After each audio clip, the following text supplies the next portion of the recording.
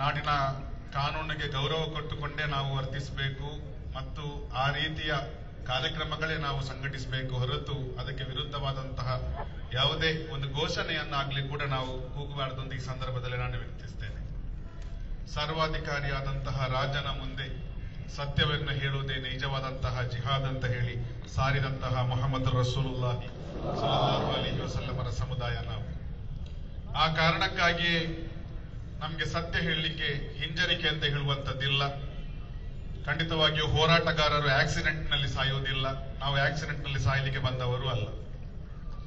ಬಂಧುಗಳೇ, ಉನ್ನತವಾದಂತಹ ಧ್ಯೇಯ ಮತ್ತು ಉನ್ನತವಾದಂತಹ ಉದ್ದೇಶವನ್ನಿಟ್ಟುಕೊಂಡೇ ನಾವೊಂದು ಈ ಹೋರಾಟದ ರಂಗಕ್ಕೆ ಧುಮುಕಿದ್ದೇವೆ ಅಂತ ಹೇಳುವುದನ್ನು ಈ ಸಂದರ್ಭದಲ್ಲಿ ನಾನು ನೆನಪಿಸಲಿಕ್ಕೆ ಇಚ್ಛಪಡ್ತೇನೆ.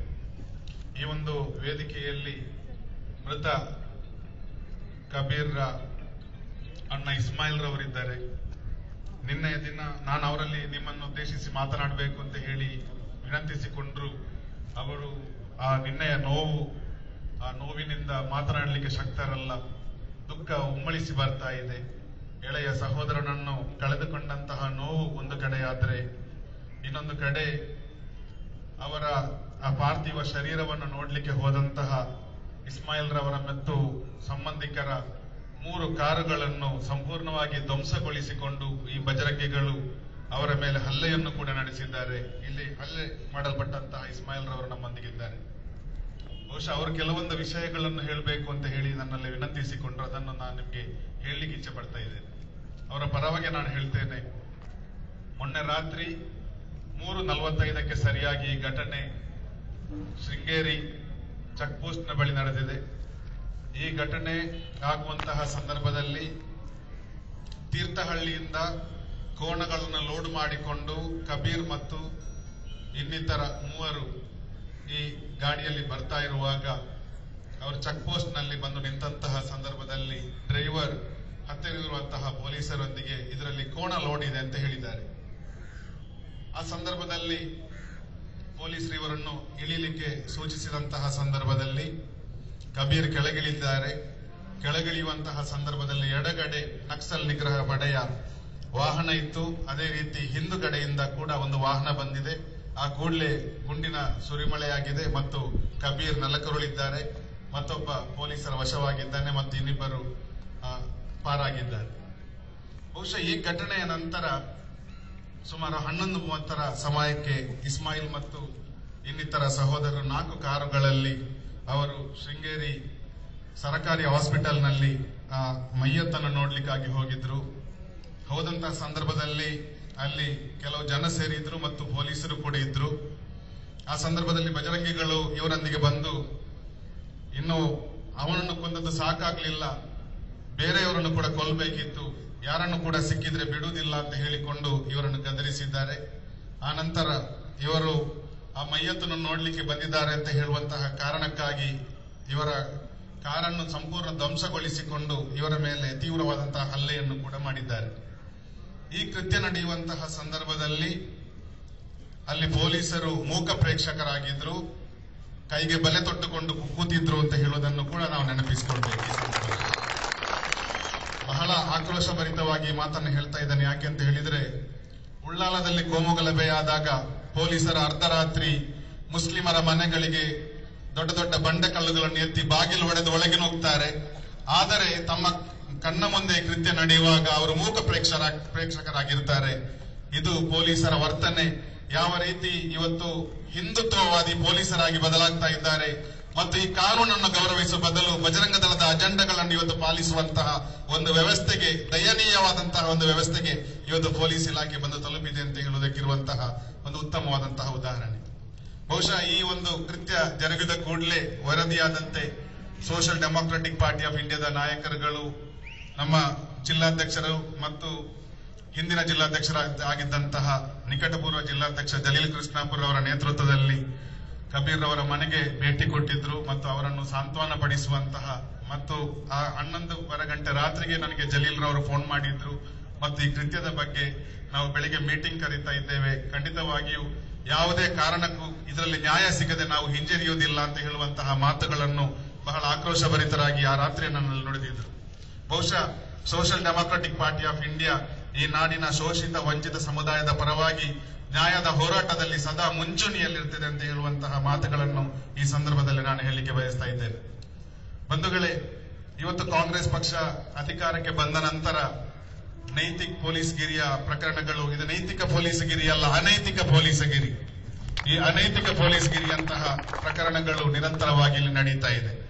ಆದರೆ ನಾವು ಕಂಡುಕೊಂಡಂತೆ ಕಬೀರ್ ಮತ್ತು ಆತನ ಕುಟುಂಬ ಕಳೆದ ಹಲವಾರು ವರ್ಷಗಳಿಂದ ವಂಶ ಪಾರಂಪರ್ಯವಾಗಿ ಈ ಮಾಂಸ ವ್ಯಾಪಾರವನ್ನು ನಡೆಸಿಕೊಂಡು ಬಂದಿದೆ. ಆದರೆ ಯಾವುದೇ ಕಳ್ಳತನದ ಪ್ರಕರಣಗಳವರ ಮೇಲಿಲ್ಲ. ಪ್ರಾಮಾಣಿಕವಾಗಿ ದುಡಿದು ತಿನ್ನುವಂತಹ ಮಾದರಿಯಾದಂತಹ ಒಂದು ಮುಸ್ಲಿಂ ಕುಟುಂಬ. ಆದರೆ ಬಹುಶಃ ಈ ಕುಟುಂಬಕ್ಕಾದಂತಹ ಅನ್ಯಾಯ ಮತ್ತು ದೌರ್ಜನ್ಯವನ್ನು ಇವತ್ತು ನಾವು ಕಾಣ್ತಾ ಇದ್ದೇವೆ. ಮೊನ್ನೆ ನಮ್ಮ ಈ ಚುನಾವಣಾ ಪ್ರಚಾರದ ಸಂದರ್ಭದಲ್ಲಿ ಉಡುಪಿ ಉಸ್ತುವಾರಿ ಮಂತ್ರಿಗಳಾಗಿರುವಂತಹ ವಿನಯ್ ಕುಮಾರ್ ಸೊರಕೆ ಅವರು ಹೇಳಿದ್ರು, SDPI ಅವರು ದನಕಳ್ಳ ಸಾಗಾಟ ಮಾಡಿಕೊಂಡು ಬದುಕ್ತಾರೆ ಅಂತ ಹೇಳುವಂತದ್ದನ್ನು.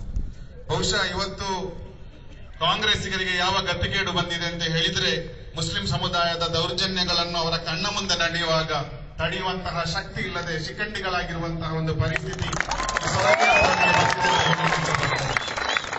ಯಾಕಂತ ಹೇಳಿದ್ರೆ, ಒಂದು ಕಾಲ ಇತ್ತು ನಮ್ಮನ್ನೇನಾದ್ರೂ ಹೇಳಿದ್ರೆ ನಾವು ನುಂಗಿ ಕೂತ್ಕೊಳ್ಳುವಂತಹ ಕಾಲ ಇತ್ತು, ಅದು ಹೋಗಿದೆ. ಇವತ್ತು ಈ ನಾಡಿನ ದಲಿತರು, ಹಿಂದುಳಿದ ವರ್ಗದ ಬಂಧುಗಳು, ಮುಸ್ಲಿಂ ಬಂಧುಗಳು ಇವತ್ತು ಒಂದಾಗ್ತಾ ಇದ್ದಾರೆ. ಖಂಡಿತವಾಗಿಯೂ ಮುಂದೊಂದು ದಿನ ಒಂದು ರಾಜಕೀಯ ಧ್ರುವೀಕರಣ ಆಗ್ತದೆ. ಈ ನಾಡಿನ ಶೋಷಿತ ವಂಚಿತ ಸಮುದಾಯಗಳು ರಾಜಕೀಯ ಶಕ್ತಿಯನ್ನು ಪಡೆಯಲಿಕ್ಕೆ ಸಫಲವಾಗ್ತದೆ ಮತ್ತು ನಮ್ಮ ಮೇಲಾಗಿರುವಂತಹ ದೌರ್ಜನ್ಯಗಳಿಗೆ, ನಮ್ಮನ್ನು ದೌರ್ಜನ್ಯಗಳನ್ನು ಮಾಡಿದಂತಹ ಪಕ್ಷಗಳಿಗೆ ತಕ್ಕ ಪಾಠವನ್ನು ಕಲಿಸಲಿಕ್ಕೆ ಕೂಡ ನಾವು ಶಕ್ತರಾಗ್ತೇವೆ ಅಂತ ಹೇಳುವಂತಹ ವಿಶ್ವಾಸದಲ್ಲಿ ಖಂಡಿತವಾಗಿಯೂ ಈ ನಾಡಿನ ಮುಸ್ಲಿಂ ಮತ್ತು ದಲಿತ ಬಂಧುಗಳು ಇದ್ದಾರೆ ಅಂತ ಹೇಳುವಂತಹ ಈ ಮಾತನ್ನು ಈ ಸಂದರ್ಭದಲ್ಲಿ ಹೇಳಲಿಕ್ಕೆ ಬಯಸ್ತೇನೆ. ಕಾಂಗ್ರೆಸ್ ಪಕ್ಷ ಬಂದ ನಂತರ ಚಾಮರಾಜನಗರದಲ್ಲಿ ದಲಿತರ ಮೇಲಾಗ್ತಾ ಇರುವಂತಹ ದೌರ್ಜನ್ಯಗಳು, ಅದೇ ರೀತಿ ಈಗಾಗಲೇ ದೇವಿಪ್ರಸಾದ್ ಶೆಟ್ಟಿ ಅವರು ಹೇಳಿದ ಹಾಗೆ ರೈತರ ಆತ್ಮಹತ್ಯೆ ಪ್ರಕರಣಗಳು, ಇದೆಲ್ಲ ನಡೀತಾ ಇರುವಾಗ ಈ ಶಾಸಕರುಗಳಿಂದ ಮತ್ತು ಈ ಮಂತ್ರಿಗಳಿಂದ ನಾವು ಬಹಳ ನಿರೀಕ್ಷೆಯನ್ನು ಮಾಡಿದ್ದೆವು. ಆದರೆ ಇವತ್ತು ನಿರೀಕ್ಷೆ ಹುಸಿಯಾಗಿದೆ. ಯಾಕಂತ ಹೇಳಿದ್ರೆ ಇವರಿಗೆ ಸರಿಯಾಗಿ ರಾಜಕಾರಣ ಕೂಡ ಮಾಡಲಿಕ್ಕೆ ಬಾರದಂತಹ ಒಂದು ಪರಿಸ್ಥಿತಿಯನ್ನು ಇವತ್ತು ನಾವು ಕಾಣ್ತಾ ಇದ್ದೇವೆ. ಬಹುಶಃ ನಿನ್ನೆಯ ದಿನ ಪಬ್ಲಿಕ್ ಟಿವಿಯಲ್ಲಿ ಶ್ರೀಮಾನ್ ರಂಗನಾಥ್ ಅವರಿಗೆ, ಖ್ಯಾತ ಜರ್ನಲಿಸ್ಟ್ಗಳು ಕೂಡ, ಅವರನ್ನು ಕೂಡ ನಾನು ನೆನಪಿಸ್ತೇನೆ ಮತ್ತು ಅವರಿಗೆ ಕೂಡ ನಾನು ಅಭಿನಂದನೆಗಳನ್ನು ಸಲ್ಲಿಸ್ತೇನೆ.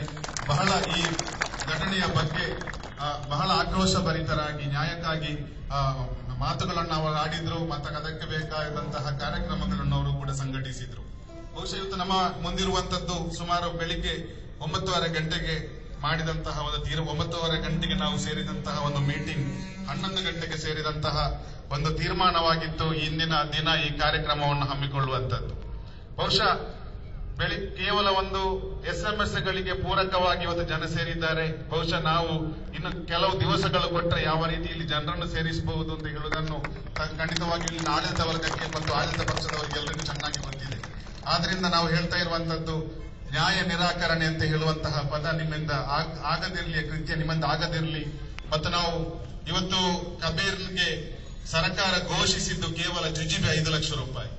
ಈ 5 ಲಕ್ಷ ರೂಪಾಯಿಯನ್ನು ಪಡೆದುಕೊಳ್ಳುವಂತಹ ಗತಿಗೇಡು ನಿಮ್ಮ ಸರ್ಕಾರದಿಂದ ನಮ್ಗೆ ಇಲ್ಲ ಅಂತ ಹೇಳುವಂತಹ ಮಾತನ್ನು ಹೇಳಲಿಕ್ಕೆ ಬಯಸ್ತೇನೆ. ಯಾಕಂತ ಹೇಳಿದ್ರೆ ಮುಸ್ಲಿಂ ಸಮುದಾಯ ಮನಸ್ಸು ಮಾಡಿದ್ರೆ ಖಂಡಿತವಾಗಿಯೂ ಅದಕ್ಕಿಂತ ಹೆಚ್ಚಿನ ಹಣವನ್ನು ಈ ಸಮುದಾಯದಿಂದ ಭಿಕ್ಷೆ ಬೇಡಿಯಾದರೂ ನಾವು ಸಂಗ್ರಹಿಸ್ತೇವೆ.